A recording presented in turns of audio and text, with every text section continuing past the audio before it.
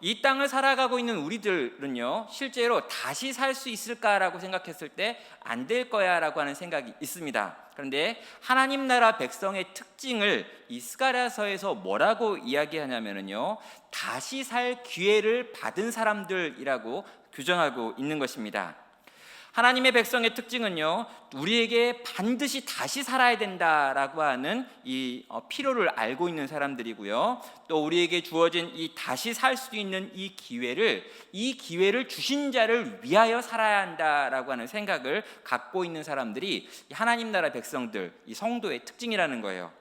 성도는 이전처럼 살 수 없다라고 하는 걸 알고 있습니다. 그리고 내가 다시 살아야 되는데 다시 살되 내게 새로운 생명을 주신 그분의 뜻대로 살아야 한다라고 하는 생각을 갖고 있는 사람들, 그를 바로 성도라고 부른다는 것이죠.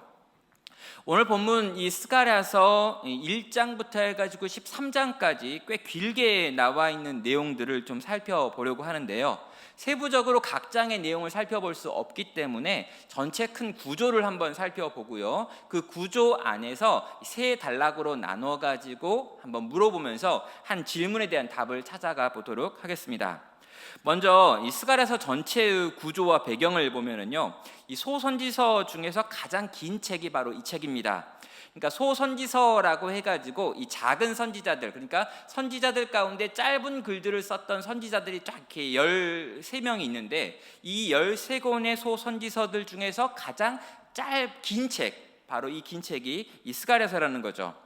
거기다가 성경학자로 굉장히 유명한 더글라스 스튜어트라고 하는 사람은요, 이 선지서 가운데 가장 이해하기 어려운 책이 바로 이 책이다라고 말하면서 스가랴서가 굉장히 어렵다라고 하는 이야기를 합니다. 자, 스가랴서는요, 실제로 앞에 나와 있는 8개의 환상들에 대한 설명을 보면은 도무지 이해가 안 됩니다. 물론 선지서 전체가 이해하기 좀 어렵다라고 생각되는 부분이 있는데, 스가랴서는요 더더욱 어려운 책 중에 하나인 것이죠. 그런데 우리가 이 스가랴서가 어렵기 때문에 포기하고 싶다라고 하는 생각을 하는데 포기할 수 없는 이유가 있습니다. 왜 그러냐면 이 스가랴서에 나와 있는 이 예언의 말씀 가운데 예수님과 곧바로 연결되어지는 신약에서 인용되어지는 구절이 소선지서 중에 가장 많이 나오는 게 스가랴서이기 때문이죠. 그러니까 우리가 어렵다고 넘어가 버리면요, 실제로 예수님과 관련된 많은 이야기들을 알 수가 없게 되기 때문에 우리는 스가랴서를 잘 이해할 필요가 있는 것입니다. 어렵지만 이해하기 난해하지만 또 중요한 책이 스가랴서다라고 하는 생각을 가져야 하는 거죠. 자, 이 책은요 주전 520여 년에 쓰여진 책인데요, 이 책이 쓰여지던 시대에 바로 학개라고 하는 선지자도 함께 동역을 했습니다.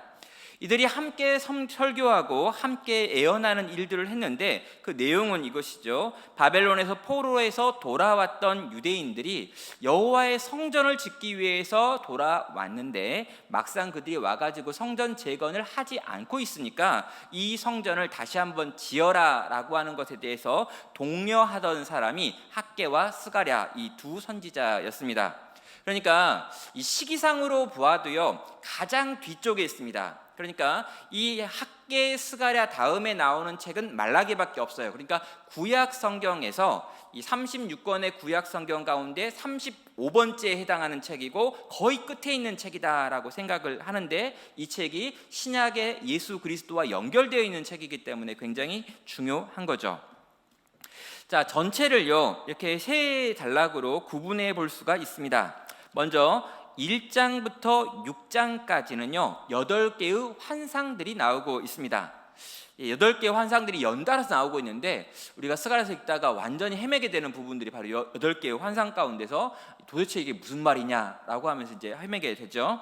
이 1장부터 6장까지에 있는 내용은요, 성전이 지어지기 전에 성전을 지어라, 그리고 성전을 짓는다면 이런 일들이 일어날 것이다 라고 하는 걸 보여주었던 이 환상들의 내용입니다.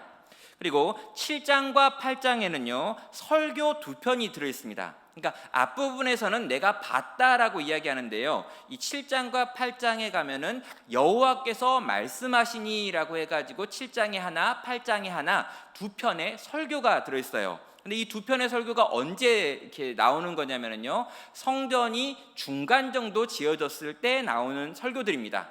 그리고 이 설교를 통해서 스가랴는 어떤 메시지를 전하고 있죠. 그런 다음에 9장부터 해서 13장까지에 있는 내용은요, 성전이 거의 완성되어졌거나 성전 완성과 함께 거의 이제 성전이 끝났을 때 이야기인데요, 이때 또 두 개의 예언의 말씀이 선포되어지고 있습니다. 그래서 이 환상과 설교와 예언이라고 하는 것으로 1장부터 13장까지의 내용이 이렇게 끊어져 있다는 거죠. 1장부터 6장까지 환상, 그리고 7장, 8장 설교, 9장부터 13장까지 두 편의 예언이라고 단락을 구분해 보면 되는 거예요. 자, 그런데 이 단락을 구분해 본 다음에요, 여기에 있는 내용들을 좀 살펴보니까 뭐냐면 이 내용들이 어떤 가지고 있는 공통점이 있다라는 것입니다. 1장부터 6장까지에 있는 이 환상을 통해서 하나님께서 이 땅을 통치하고 다스리신다라고 하는 것을 계속 보여주고 있고요, 또 7장과 8장을 통해서 하나님께서 하나님의 말씀으로 이 땅 가운데 지금 또 일하고 계신다라고 하는 걸 보여주고요, 마지막에 9장부터 13장까지가 가장 중요한데, 하나님께서 당신의 아들 메시아 그리스도라고 하는 분을 보내셔가지고 지금 무언가 새로운 일을 계획하고 있다라고 하는 걸 말하고 있습니다. 자, 제가 여기 이제 이야기하면서 처음 설교에 시작해서도 다시 시작할 수 있다면, 리셋할 수 있다면 이라고 하는 이야기를 했는데요, 왜 그렇다면 이 스가랴 선지자는 이스라엘 백성들에게 다시 시작한다라고 하는 이야기를 해야 되는가라고 하는 질문이 생깁니다. 자, 그 당시 이스라엘 백성들의 마음 상태 때문이었는데요, 이스라엘 백성들이 이 성전을 다시 짓지 못하던 이유가 있었습니다. 무엇이었냐면은 우리가 지은 성전에 여호와께서 돌아오실까라고 하는 의문이었어요. 그러니까 우리가 만드는 이 손으로 만든 집에 과연 여호와 하나님이 돌아오셔서 다시 그 여호와 하나님과 우리가 한 백성이 되어가지고 함께 한 나라를 이뤄가지고 그분을 섬기고 그분의 보호를 받는 그런 시대가 또 열릴 수 있을까라고 하는 의문이 있었습니다. 왜냐하면 당시 이스라엘 사람들이요, 하나님과 관계가 끊어져 있었습니다. 80년 가까운 시간 동안 하나님께서 그들 가운데 말씀하지 않았고요, 그들은 여러 가지 상황 속에서 점점 하나님이 과연 우리를 지키시는가 돌보시는가 라고 하는 궁금증을 갖게 되었습니다.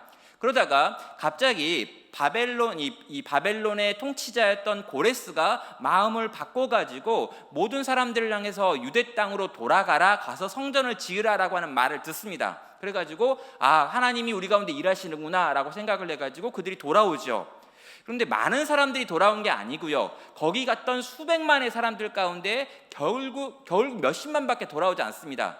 여러분, 이 작은 수가 돌아와 가지고 이제 성전을 재건하려고 하는데, 재건하려고 처음 시도했다가 실패하고 그 실패한 시간이 20년 가까이 지나가는 거예요.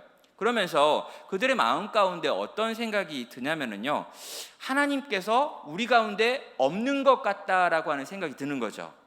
우리는 이스라엘 땅으로 돌아왔지만 하나님은 우리 가운데 돌아오지 않은 게 아니냐, 계속해서 일어나고 있는 여러 가지 어려운 일들을 경험하면서, 날마다 경험되어지는 현실의 버거움들을 경험하면서 하나님이 과연 우리 가운데 계시나, 우리 가운데 우리에게 관심을 갖고 보고 계시나, 우리가 수고하고 예를 써가지고 성전을 지어놓으면 하나님께서 솔로몬의 성전에 임하셔가지고 영광이 가득했던 것처럼 우리가 짓는 이 성전에 임하셔가지고 가득하게 임재하시면서 우리를 지키시고 돌보시는 일을 행하실까라고 하는 궁금증이 생긴 것입니다.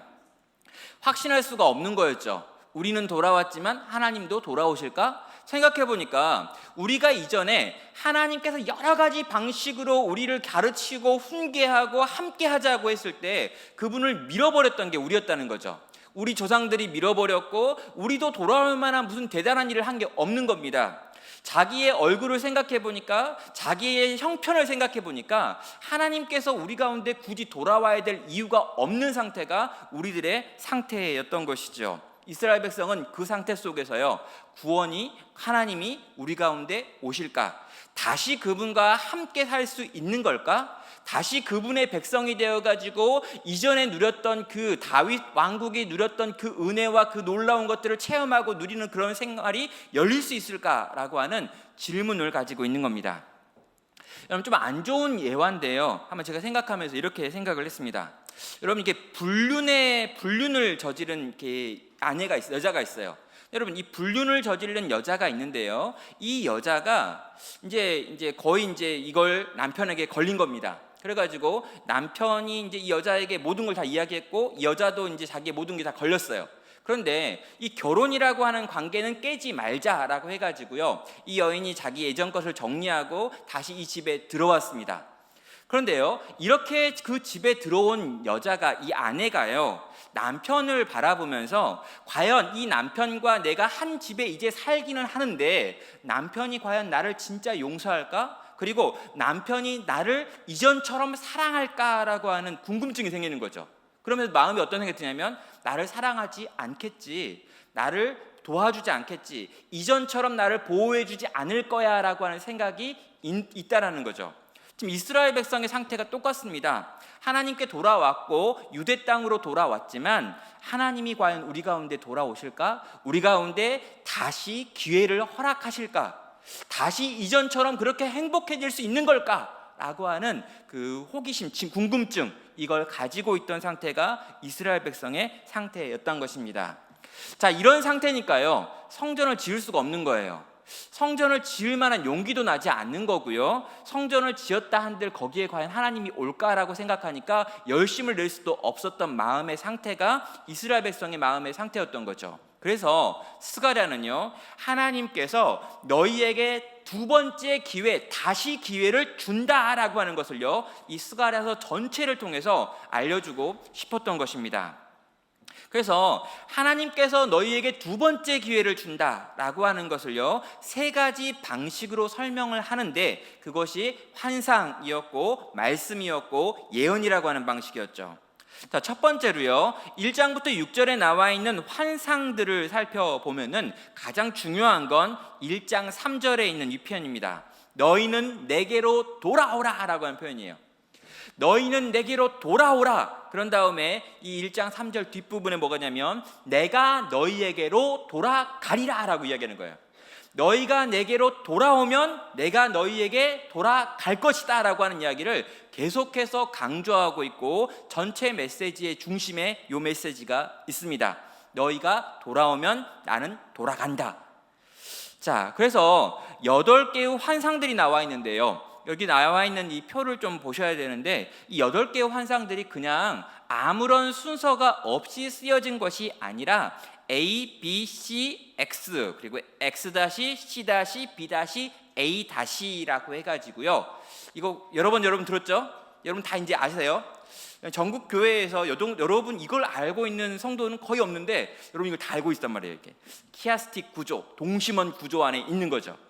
여러분 히브리인들의 정서 속에서 가장 중요한 건 가운데 넣고 가운데 들어와 있는 이 핵심적인 것, 이 빵이라고 할 때 그 안에 있는 이 팥 고물, 이걸 둘러싸고 있는 동심원의 구조를 갖추고 있는 이 환상을 보여주고 있는 겁니다. 제일 중요한 건요, X와 X-이고요. 그걸 둘러싸고 있는 이야기가 A와 A- 그리고 BC, CB 다시들, 이게 이제 이렇게 둘러싸고 있는 이야기입니다. 주제 첫 번째는 뭐냐면 A와 A-인데요. 지금 말과 병거들이 등장을 하면서 무슨 일이 일어나고 있냐면 그 땅을 두루 다니면서 평화롭다라고 하는 걸 보고 오는 거예요. 그래서 A도 그렇고 B도 그렇고, A도 그렇고 A-도 그렇고 말이 뛰어다니고 있고요, 네 병거가 뛰어다니면서 이 땅을 두루 다니며 이 땅이 얼마나 평화로운가라고 하는 것을 보고 있는 모습을 보게 됩니다. 또 주제 두 번째는요, BC, C-B-라고 이야기해가지고요, 여기 온 땅을 여호와 하나님께서 통치하고 다스리고 있는 모습들을 다양한 방식으로 보여주고 있습니다. 여러분, 네 뿔이 실제로 이제 공격해가지고 무너뜨리는 힘을 보여주고 있고요, 청량줄을 잡은 사람이 등장해가지고 이 성전을 재건하는 이야기를 하고 있고요, 하나님께서 일을 하겠다는 거죠. 날아다니는 두루마리가 이 땅에 있는 모든 심판을 행하고 있다라고 이야기하고요, 예바 속에 있는 여인이라고 하는 유대인들을 하나님께서 죄를 뚜껑을 딱 덮어가지고 데리고 가가지고 신할 땅에 던져버리는 이 이야기 모두가, 이 네 가지 이야기가 보여주고 있는 것은 하나님께서 오늘 또 이 땅을 통치하고 다스리고 있다라고 하는 것들을 보여준다는 거예요. 그런 다음에 그럼 중앙에 뭐가 있을까요? 가장 중요한 이야기인데, 대제사장에게 아름다운 옷을 해 입히고요, 순금 등잔대와 두 감람나무를 통해서 끊임없이 기름이 공급되어지고 있는 장면을 보여주고 있는데, 여러분, 대제사장이면서 왕의 옷을 입게 되어지는 메시아 예수 그리스도, 그리고 그 예수 그리스도가 왔을 때 우리 가운데 임하는 꺼지지 않는 순금 등대의 성령의 기름 부으심을 이야기하고 있는 거죠. 여러분, 성령의 기름 부으심을 받은 대제사장이면서 왕인 메시아를 이렇게 보여주는 이 그림이 중앙에 있는 겁니다. 그럼 여러분, 이 환상 8개를 정리해 가지고요, 다음과 같이 한 문장으로 정리할 수 있습니다.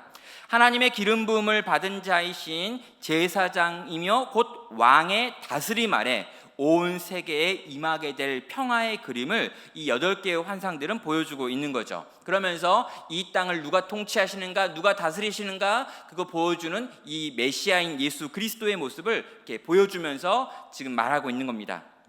사랑하는 여러분, 여기까지 이 8개의 환상을 통해서요, 와, 하나님이 이 땅을 지금도 통치하시는구나, 하나님이 이 땅을 지금도 평화롭게 만들 수 있는 분이시구나, 하나님이 이 모든 평화와 다스림을 위하여 우리에게 메시아를 보내주시는구나 라고 하는 것들을 끊임없이 들려주고 보여주는 다양한 환상들이 우리 가운데 보여주는 거예요. 자, 여러분, 이 환상들은요, 성도에게 굉장히 중요합니다. 여러분, 이 땅의 현실을 살아가고 있는 성도들이요, 늘 눈을 땅에 두고요, 이 땅에 돌아가는 것들만 보면서는요, 결코 하나님을 온전히 신뢰하고 믿고 그분 뜻대로 살 수가 없습니다. 하나님께서는요, 성도에게 신령한 상상력을 주셨다는 거예요. 지금 이 땅은 여전히 저 강력한 바벨론의 세력 가운데 있는 것 같고, 지금 우리가 살고 있는 이 유대 땅은 사방에서 적들이 공격해가지고 평화가 없는 것 같고, 지금 이 땅을 다스리는 것은 저 이방의 왕들인 것 같고, 우리의 눈에는 메시아가 보이지 않는 것 같지만, 하나님은 이 환상들을 통해 가지고요, 이것들을 보라는 거예요. 여러분, 이 땅을 살아가면서요, 우리는요, 끊임없이 우리의 눈앞에 있는, 눈에 보이는 것들에 사로잡혀 있습니다. 근데 우리 하나님은요, 나로 나의 높은 곳에 다니게 하면서 눈을 들어서 산을 보라고 하시면서요, 그분이 꿈꾸고 그분이 꿈꾸게 하시는 환상 가운데 우리의 눈과 시선을 두라고 이야기하는 거죠. 하나님이 평화롭게 만든다는 거예요. 하나님이 다스린다는 거예요. 저 악한 권세를 내 뿔로 부셔버리겠다는 것이죠. 하나님께서 이 땅을 통치하고 있고 다스리고 있고 메시아가 있고, 이 메시아가 기름 부음을 받은 왕이면서 제사장으로 너희 가운데 있다, 옳다라고 이야기하고 있는 거예요. 여러분, 이걸 우리가 꿈꾸게 될 때, 이걸 생각하게 될 때, 이걸 눈에 보이는 이 땅의 현실보다 더 중요한 사실로 이해하게 될 때요, 여러분, 우리는요, 이 척박한 세상 속에서 여호와께서 우리 가운데 원하시는 성전을 짓는 삶을 살아갈 수 있는 것입니다. 그러니까 여러분, 우리가 다시 살 수 있습니다. 다시 태어날 수 있습니다. 다시 새롭게 이 땅에서 살아갈 수 있습니다. 어떻게 해요? 주님이 주시는 이 거대한 환상 속에서 주님이 오늘 또 이 땅을 통치하고 다스린다라고 하는 걸요, 믿으면은요. 그래서 이어지는 환상을 적용하면 이렇습니다. 하나님이 어떤 분이신지를요, 또 하나님이 당신을 어떻게 묘사하시는지를요, 우리는 자주 많이 생각해야 합니다. 온 세상을 지금도 우리 하나님이 통치하신다. 그리고 모든 상황을 이기시는 분이 우리 하나님이시다. 승리하신 하나님이 바로 여기 계신다라고 하는 것을요, 우리는 생각하고 묵상하고 기억하고 떠올리고 상상해야 하는 거죠. 여러분, 정말 이 땅을 이렇게 보면은요, 와, 정말 이렇게 사건 사고가 왜 이렇게 많은지 모르겠습니다. 당장에 막 일어나는 일들을 보면 그 일어나는 일들 속에서 하나님이 지금도 이 땅을 통치하시는가라고 하는 질문이 끊임없이 올라오는 세상을 살고 있어요. 신문을 잠깐만 봐도 너무나 충격적인 이야기들이 끊임없이 나오고 있습니다. 우리 개인의 삶을 봐도 그렇습니다. 우리 개인 속에서도 진짜 하나님이 살아계시며 우리 가운데 새로운 삶을 약속하시고 그렇게 만들어 주실까라고 하는 생각이 들 만큼 답답한 현실 가운데 놓여 있는 분들이 있지요. 그런데 여러분, 그러나 그럼에도 불구하고 우리 하나님께서는 너의 눈을 위에 두라고 말씀하고 있습니다. 하나님이 어떤 분인지 생각하라는 거죠. 얼마나 강하고 능하시고 통치하고 다스리시는 그분을 보라는 것입니다. 내가 어떤 일을 하는 것보다 하나님이 행하실 일을 바라볼 수 있는 시선이 우리 가운데 있어야 하는 것이죠.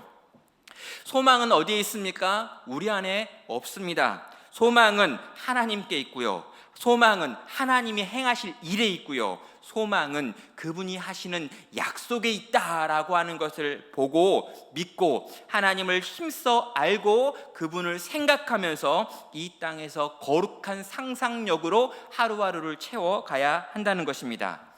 여러분, 하나님을 많이 알게 되면은요, 우리는 겸손하게 하나님의 선하심과 하나님의 그 온전하심을 바라보며 또 나의 약함을 바라보며 그분께 순종하는 쪽으로 나아가게 된다라는 것입니다.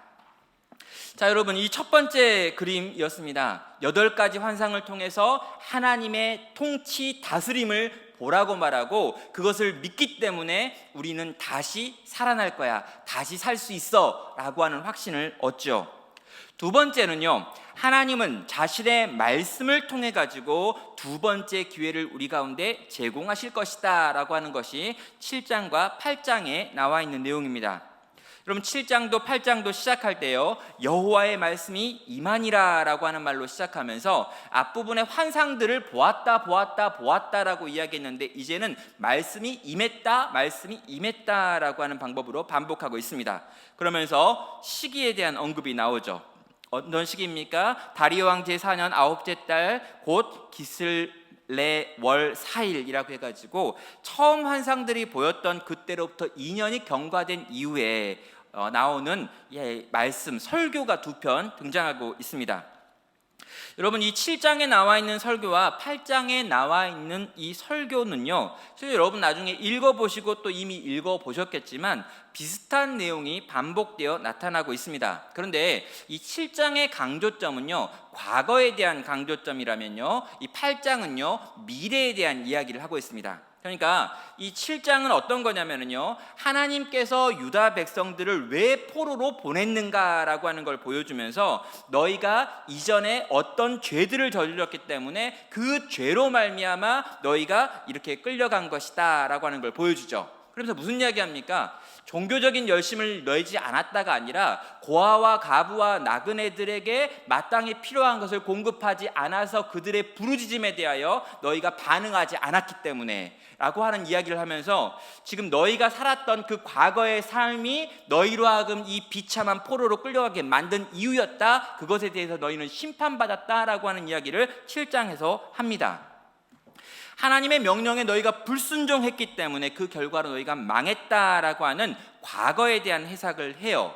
그리고요, 그렇게 해석을 하는 과정 중에 뭐가 등장하냐면 내가 너희 가운데 보낸 목자들을 무시했다라고 하는 표현도 나오고 목자를 무시했기 때문에 이런 일들이 일어난 거야 라고 하는 말도 나오면서 갑자기 목자 또 왕이라고 하는 하나님이 보내신 이에 대해서 너희가 거부한 내용들도 포함되어 나오고 있죠.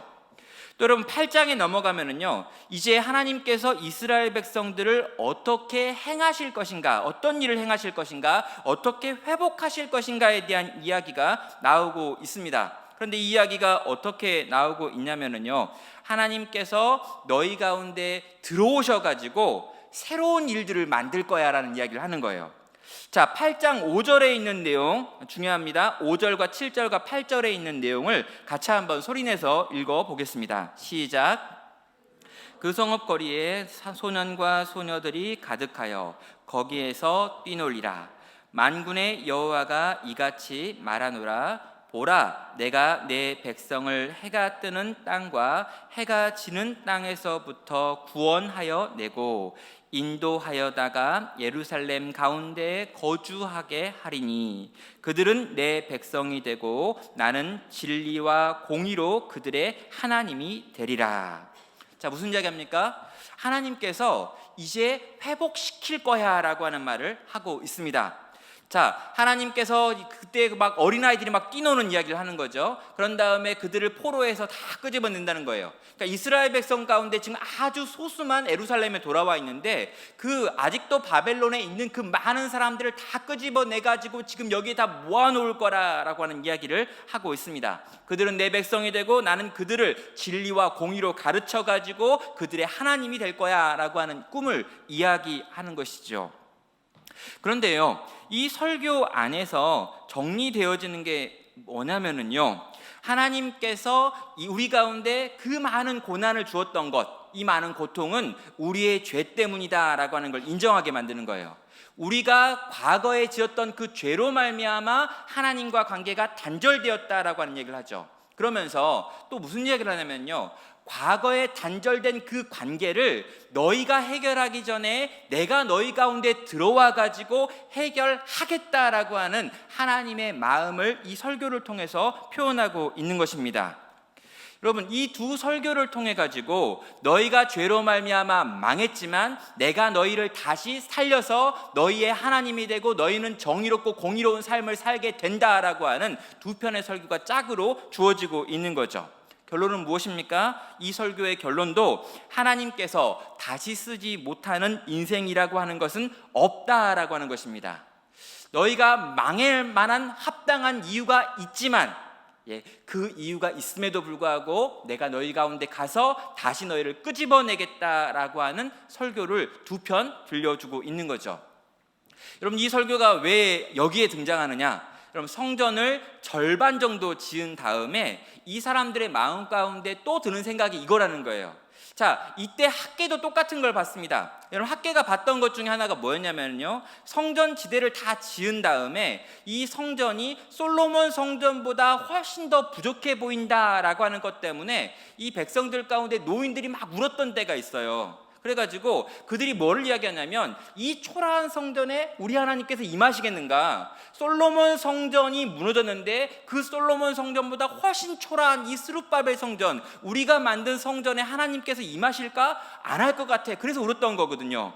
동일하게요, 이 성전을 절반 정도 지어놓고 보니까 2년 정도 짓고 나니까 그들의 마음 가운데 우리가 지은 것이 과거의 성전과 비교할 수 없이 초라한 것인데 여기 하나님이 임하실까? 하나님이 여기 임하셔서 우리를 다시 고칠까? 회복시킬까? 이전의 영광이 회복될까라고 하는 궁금증이 있기 때문에 지금 그들을 향해서 두 편의 설교가 주어지고 있는 거죠. 너희가 망했던 것은 성전 때문에 망한 것이 아니라 너희가 죄를 지어서 망한 거다. 그리고 너희가 회복되는 것은 멋진 성전을 지었기 때문이 아니라 내가 돌아왔기 때문에 그러는 거야 라고 이야기하면서 지금 새로운 일이 너희 가운데 일어나고 있고 너희가 다시 살 수 있고 살아나게 만들겠다라고 하는 설교가 이 두 편의 설교로 그들 가운데 주어지고 있는 것입니다. 자, 그런 다음에요, 이제 9장부터 해서 14장까지의 내용으로 이어집니다. 어떻게 이어집니까? 두 번째 기회를 준다는 거예요. 그런데 이 두 번째 기회는 하나님의 자기 아들을 주심을 통해 가지고 너희 가운데 임할 거야 라고 말하면서 두 개의 예언의 말이 나오고 있습니다. 그럼 9절부터 11절까지 하나가 이 예언이고요, 또 12절부터 14절까지가 또 하나의 예언입니다. 그러면서 여기에 오실 자라고 하는 분이 등장하고 이스라엘의 왕에 대한 예고가 나오고 여호와다, 그가 오는 이가 여호와다라고 이야기하고 너희를 위한 목자다라고 하는 이야기를 합니다.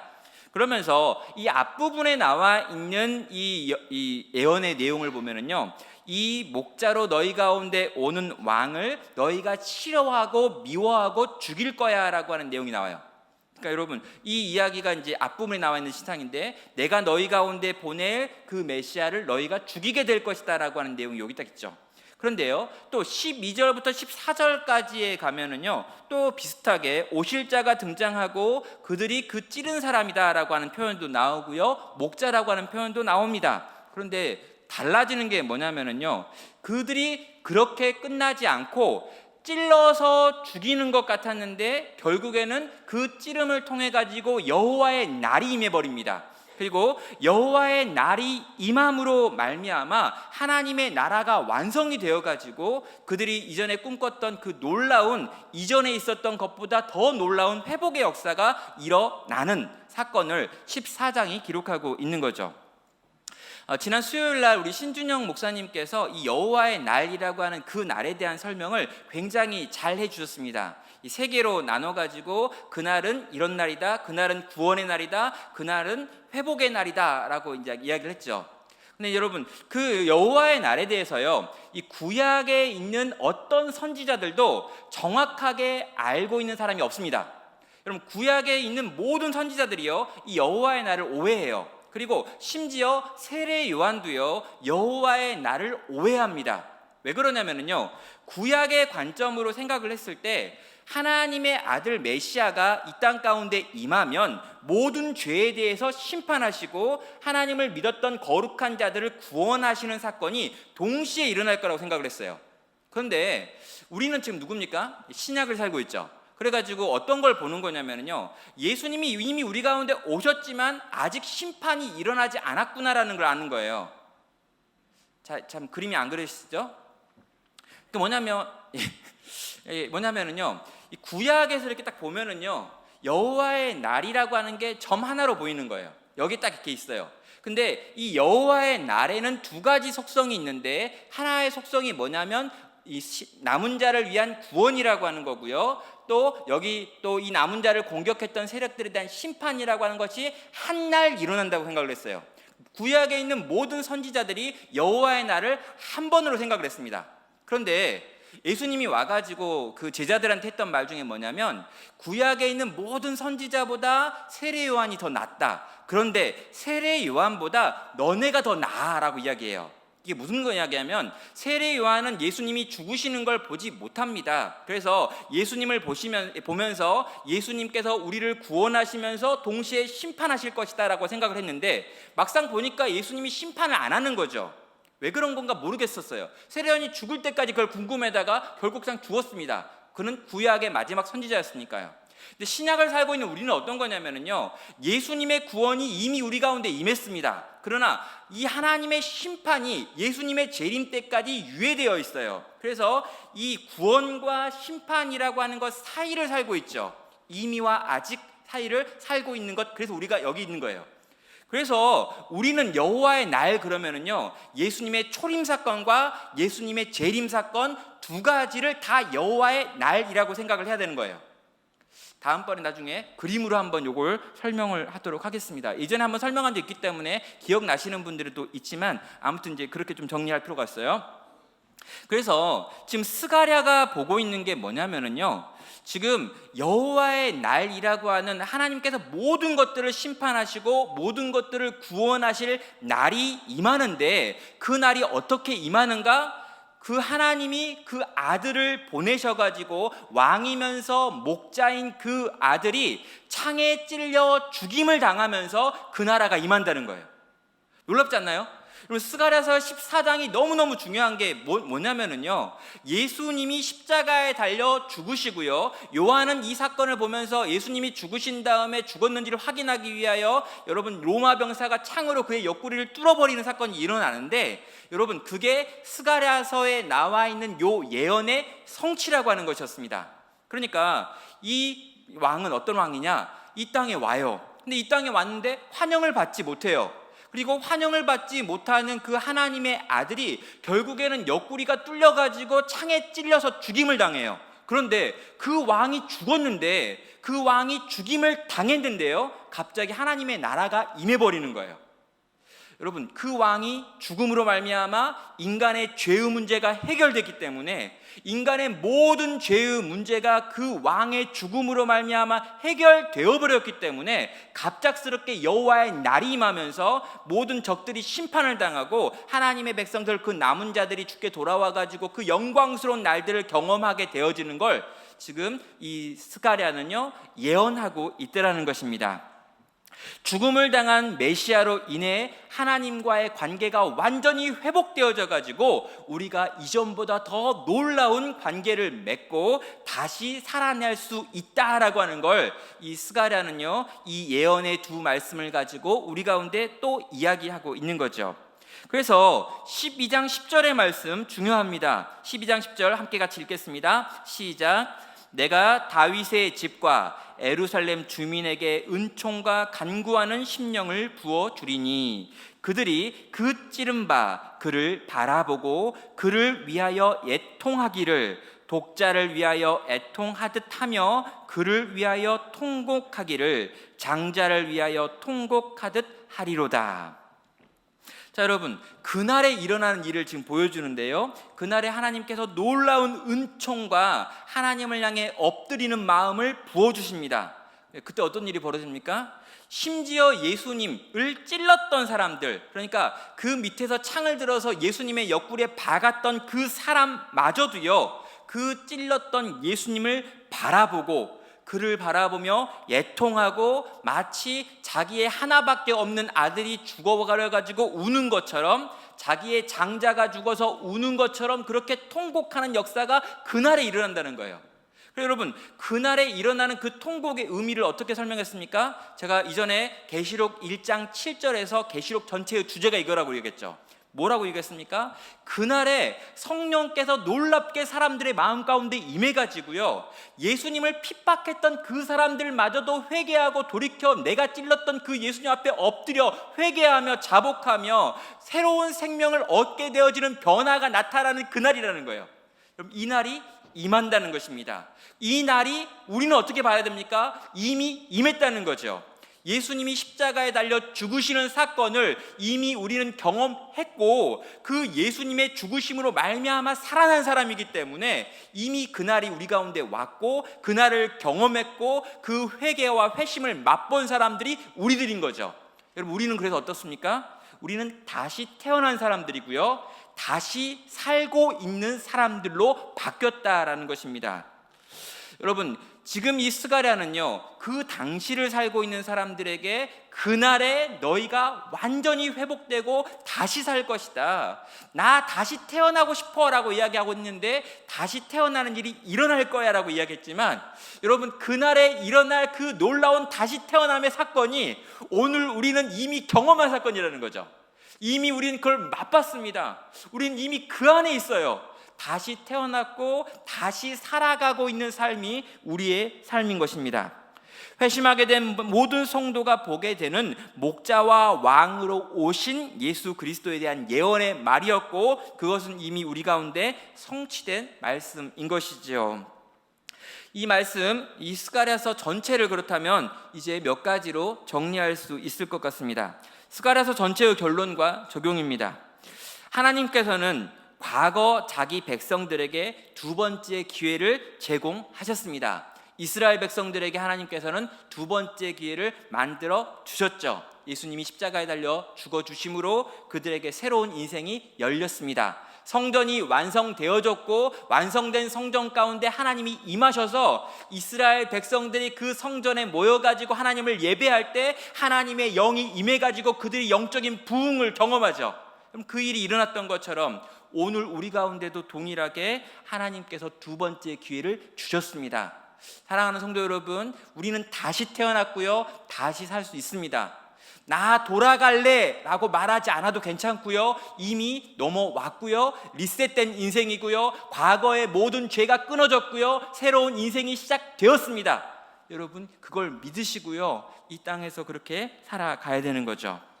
하나님께서 분명히 말씀하고 계십니다. 너희는 내게로 돌아오라, 내가 너희에게 돌아가리라. 분명히 여호와께서 우리 가운데 돌아오겠다라고 약속하셨기 때문에 그 약속은요, 절대로 여러분 무시할 우연이나 이런 게 아니죠.